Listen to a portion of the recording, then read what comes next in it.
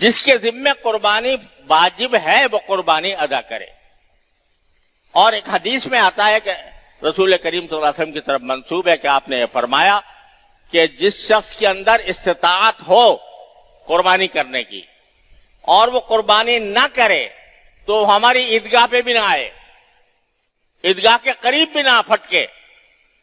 یہ بعید بیان فرمایا اگر استطاعت ہے. البتہ استطاعت پر موقوف ہے.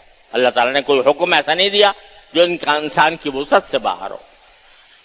اور اس کی مقدار جو فقہاء کرام نے مقرر کی ہے وہ ہے 52.5 تولہ چاندی کی قیمت.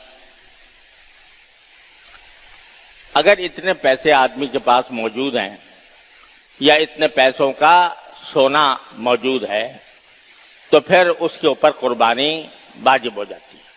یا اس کے پاس نقد رکھے ہیں، چاہے اس پر سال بھی نہ گزرا ہو اور چاہے وہ زیور کی شکل میں ہو یا ضرورت سے زیادہ سامان کی شکل میں ہو تو قربانی اس پر واجب ہو جاتی ہے.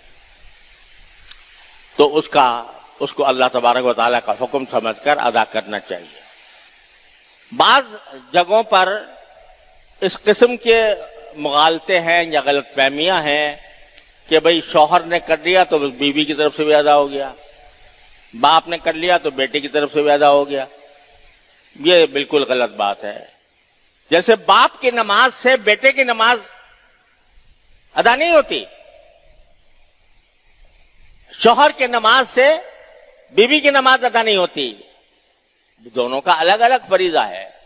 شوہر کا الگ فریضہ ہے کہ نماز پڑھے، بیوی کا الگ فریضہ ہے کہ نماز پڑھے.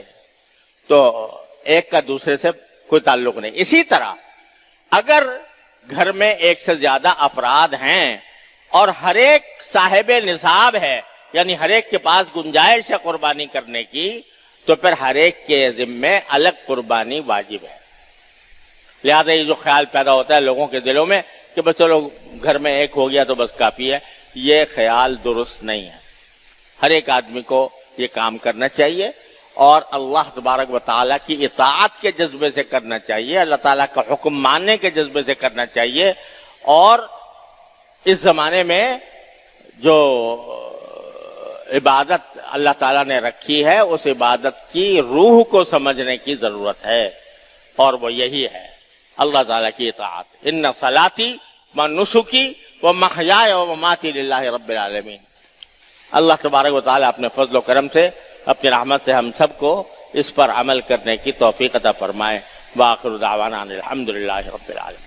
انشاءاللہ دارالعلوم میں عید الاضحیٰ کی نماز صبح 8 بجے ادا کی جائے گی.